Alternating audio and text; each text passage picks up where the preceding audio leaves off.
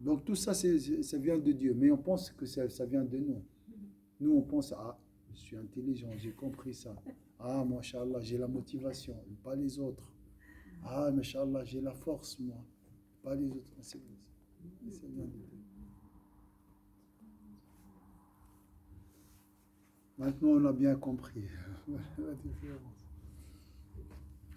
Et l'adéquation correspond donc la sage inclination, quant à elle, se résume en la mise en mouvement de la motivation intérieure.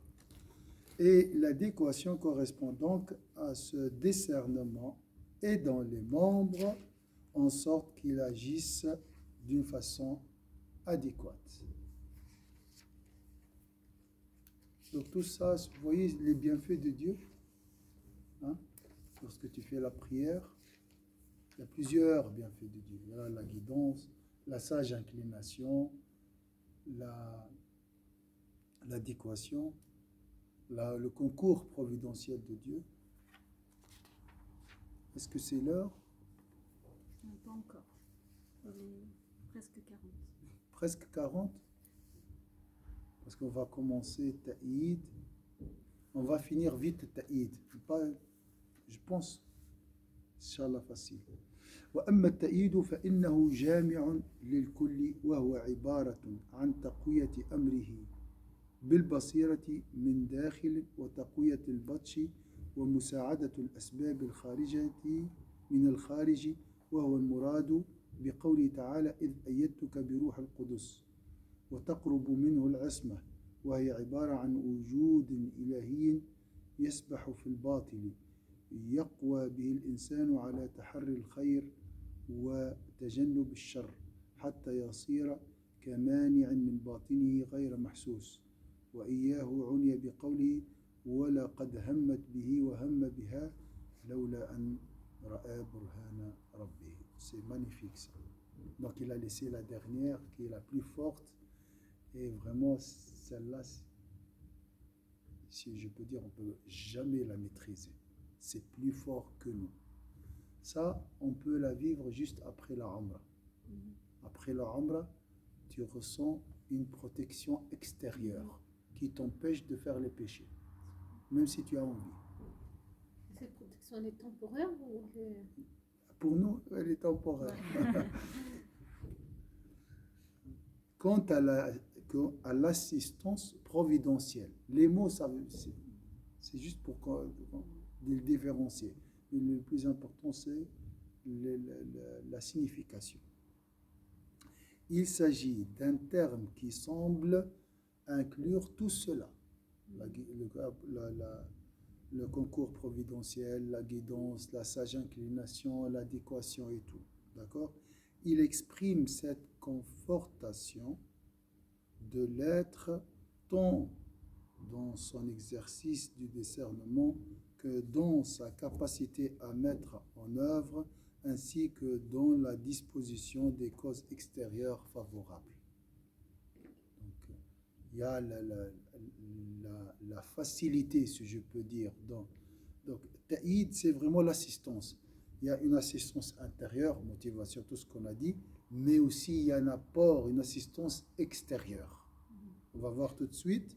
C'est ce qu'évoque le Très-Haut lorsqu'il dit à Jésus, lorsque je t'ai assisté de l'Esprit sanctifié. Voilà. Là, il y a une force intérieure et une assistance de Jésus, de l'extérieur, de l'Esprit, l'ange Gabriel. Son sens est proche de celui de Rasma. Le Rasma, c'est vraiment Ta'id, ça englobe donc l'assistance intérieure, motivation et tout ce qu'on a dit, mais aussi une protection extérieure. Comme Sayyidina Moussa dans le berceau. D'accord? Il était protégé à l'extérieur. Ça, c'est physique. Hein. Mais aussi, il y a la isma, ça c'est un mot très très important. Les prophètes sont ma'soumoun. Ça veut dire quoi? Ils ne font pas de péché. Donc, comme s'ils sont empêchés de faire les péchés. Préservés. protégés, comme s'il y a un bouclier autour d'eux. Mana, non, c'est ça. Là. Et les pieux, comme vous, Inch'Allah, peuvent arriver à un niveau de cette assistance providentielle. Assistance, on appelle ça. Mais ça, on est protégé parce que si on fait justement, on fait les causes en fait, quand nos prières, les invocations, Si. tout ça, ce qui fait qu'on Ça, c'est. est protégé de... Oui, ça, c'est élémentaire. C'est un niveau très, très, très haut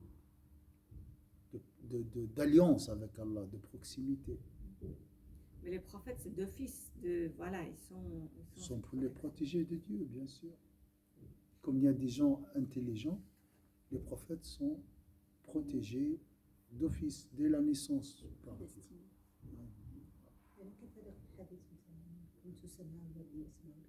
Voilà, ça aussi. Ça, c'est très joli aussi. Les pieux aussi, comme tu as dit, Barakallah, fait que tu pries beaucoup, tu invoques Allah beaucoup, Allah devient ton oui, ta oui. Toi, tu as vu, ton oui, tu as vu. Dans le sens, tu ne peux pas utiliser ça que dans l'adoration de Dieu. Tu ne peux pas vouloir faire des péchés. Tu vois avec voilà, la lumière de Dieu. Lorsque je t'ai assisté de l'esprit sanctifié, son sens est proche de celui de l'asma, signifiant protection tutélaire. Protection tutélaire. Il est sous la tutelle en fait. Sous la tutelle d'Allah Azza wa Jalla. Celui-ci désigne en effet une présence divine en l'être intérieur. Ça c'est très fort en arabe. Wujud ilahiyin yasbahu fil batin. Donc en arabe c'est encore plus beau.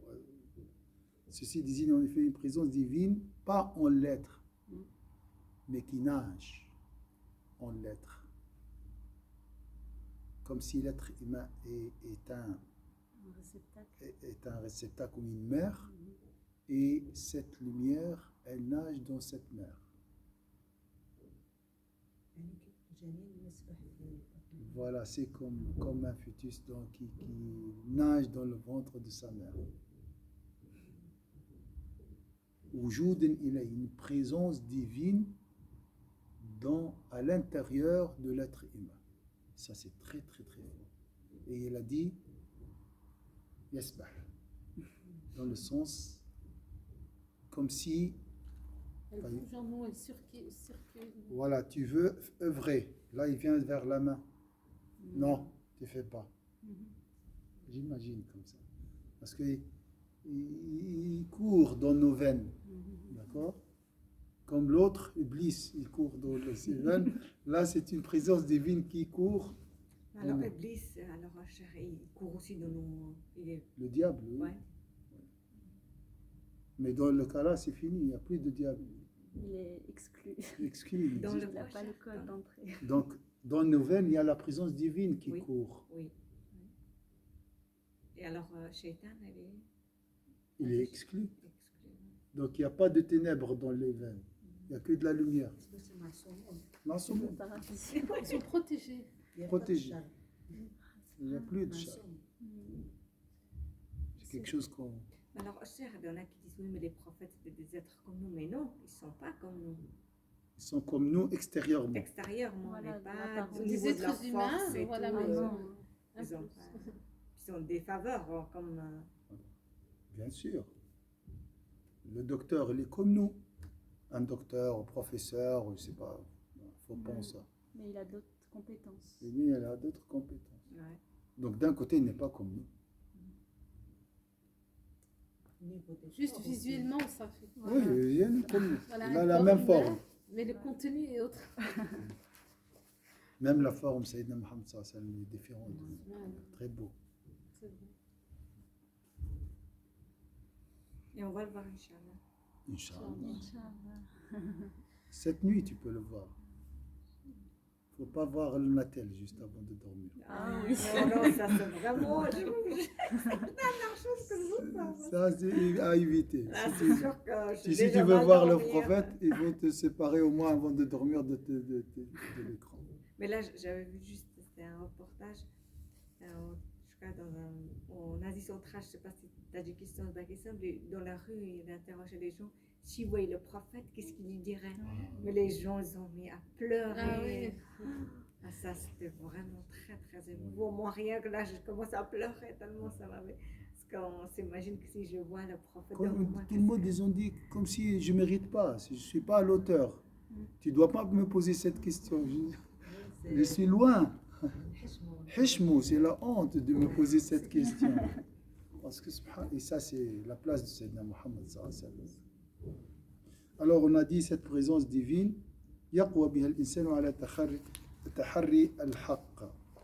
Alors, quel est l'effet de cette présence divine en l'être intérieur, disposant l'individu à opter le bien et à renoncer au mal? L'apaisement.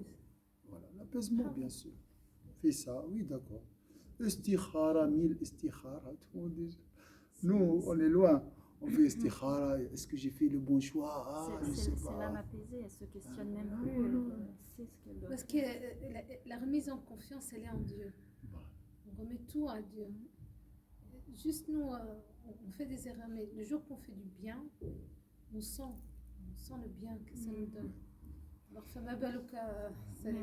Moi, ma question, ça serait quand on atteint ce stade-là, il n'y a pas un danger justement de tomber dans l'autosatisfaction? Ah, Non, ça c'est fini. C'est avec Ah. le diable qui est évacué déjà. Il n'y a plus de ténèbres. C'est C'est le fini. Ça. paradis. Non, c'est comme on dit, l'homme parfait ici.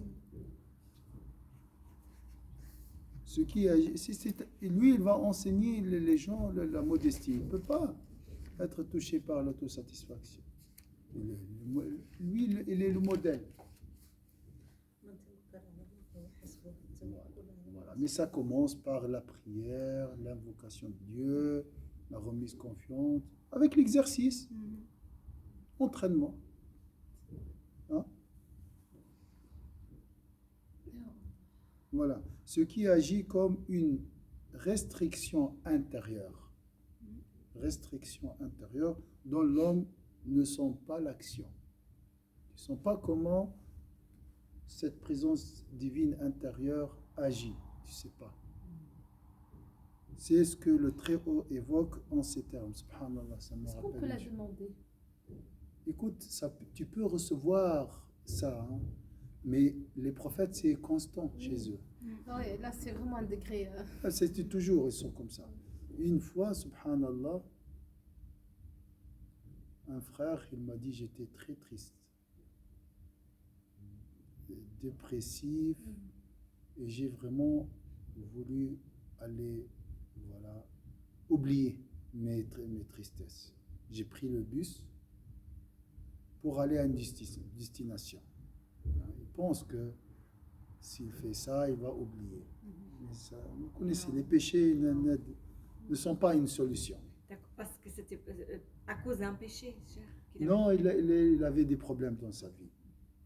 Il pensait en Tout pensant. Ouais. Tout est lié à la vie conjugale. Tout est lié à la vie conjugale. Tout, moi, j'arrive maintenant à comprendre beaucoup de choses. L'éducation, c'est bien. Mais l'éducation des enfants est liée à leur relation conjugale. Bien sûr. Si la relation conjugale est stable, les enfants vont être stables. Ouais. Et s'ils ne sont pas stables, ils seront influencés facilement par l'extérieur. Ouais. Donc, très important de... Il ne faut pas séparer la relation conjugale de l'éducation. Il dit non. Ça n'a pas d'impact sur les enfants. Surtout les choses que tu penses qu'ils n'ont pas d'impact sur les enfants, ils ont plus d'impact sur les enfants. Si tu fais un film comme quoi je suis gentil avec ma femme, l'enfant il va comprendre. Il est en train de faire la mise en scène là. Chef, vous savez, ça me fait penser, là, il y a 2 jours, j'étais à la garderie en train de remplacer une collègue et il y a un enfant qui a à peu près 2 ans. Hein. Donc il n'a même pas encore le langage. Un tempérament très très calme. Il pleure jamais sans raison logique. Et on l'a retrouvé, à un moment, on se demandait où il était dans la salle. Il s'était caché pour pleurer en silence. On ne savait pas ce qu'il avait, il ne pouvait pas nous le dire. On a demandé à son grand frère qui était à côté, il ne savait pas nous dire non plus. Après, il a réussi à se calmer, mais au moment de faire la sieste, il a eu comme une angoisse. Il criait, il pleurait, et il arrivait à se calmer que si on était à côté de lui. Et ma mère, elle m'a dit, c'est obligé qu'il y a eu un petit traumatisme ou quelque chose, parce que il n'y a pas de comportement comme ça, l'enfant, sans raison. Donc, forcé que soit ça c'est quelque chose qui s'est passé au foyer ou ailleurs, mais principalement, l'enfant, il reste à la maison. Donc, on ne sait pas. Mais c'était de l'angoisse. Et ça m'a touchée vraiment profondément, subhanallah. À 2 ans de... Alors, subhanallah, alors le frère, il m'a dit, j'ai décidé, j'ai pris le bus pour oublier mes soucis. Et subhanallah, après là, les roses ici, juste à l'arrêt de bus, c'est comme si quelqu'un a pris sa main, il a appuyé, et ensuite il a appuyé sur le bouton pour arrêter le bus, descendre et venir ici à la mosquée. Il a dit, c'est pas moi. Ma décision et détermination d'aller vers. Il a pris même cette direction. Et à mi-chemin. Et depuis vraiment, c'est fini. C'est le déclic et le taïd, il y a tout ici. Donc, comme il a dit ici, une restriction. Il y a quelque chose. Il y a l'intérieur, oui. Frein intérieur qu'on ne maîtrise pas. Ouais. Ça, c'est rare dans notre vie. Ça, c'est rare. Il peut être de l'extérieur aussi. Quelqu'un vient te dire, non, viens avec moi. Non, il insiste. Moi, je ne veux pas aller. Je veux aller. Non, tu viens avec moi. Et ça change ta vie. Ouais, Dieu a amené cette personne-là pour t'empêcher. Ouais. Donc ça, c'est ce qu'on appelle taïd. Ce qui agit comme une restriction intérieure dont l'homme ne sent pas l'action. Ce que le Très-Haut évoque en ces termes à propos de Joseph et de Zacharia. Et Zulaïcha, pardon. Elle songea à lui et il songea à elle. N'était-ce qu'il vit un signe indubitable de son Seigneur. Quelque chose qui l'a empêché. L'humain a agi. L'insan taharrak, elle songea à lui et il songea à elle. N'était-ce qu'il vit un signe indubitable, ça c'est burhan, de son Seigneur. Ça c'est ce qu'on appelle taïd aussi, alhamdulillah. Donc le taïd, il englobe tout, mais je pense c'est lié à tout ce qui est extérieur, quelque chose de l'extérieur. Souvent un ange, souvent ici un ange. On peut aussi dire un bien qu'on a fait qui nous a sauvés à cet instant-là. Il y a bien sûr des causes, bien sûr, mais c'est très difficile de voir la chaîne des causes. Ouais. Pourquoi Allah m'a secouru? Tout ça, c'est des bienfaits de Dieu. Vous voyez, comparé à ce que les gens parlent toujours des bienfaits matériels, tout ça. Ça, c'est les meilleurs. Ça, c'est les bienfaits intérieurs. Ça, c'est ce qu'on cherche. C'est ce que les gens cherchent dans le matériel. Voilà. Ils pensent. C'est éphémère. Oui. Ils cherchent et ils ne trouvent pas. Et voilà. Parce que de la plupart, ils ne savent pas en fait ce qu'ils n'ont pas. Et on ne leur a pas dit ou ils ne savent pas, tout simplement qu'on peut. Ou bien ils le nient. Oui. On voit bien des bels exemples de gens très très riches, mais tu vois qu'ils ne sont pas bien. Et puis tu as des gens qui sont pauvres et ils reflètent un bonheur, une satisfaction intérieure. On voit qu'ils ont un reflet, voilà, qui sont bien, quoi. Et ça, c'est vraiment l'intérieur. Hein. Parce que le matériel, c'est vrai qu'on avait vu ça, que le matériel, ça nous aide à plusieurs choses, mais pas à avoir le bonheur intérieur, je pense. Si l'intention est bonne. Oui, c'est l'intérieur. Là, l'argent devient vraiment un bien d'Allah.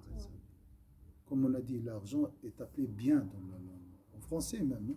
Des biens. Ouais. Le Des biens, on dit. Khayr. Et en arabe aussi, il dit khayr. L'argent, c'est khayr. يحب الخير لشديد. بارك الله فيك. كان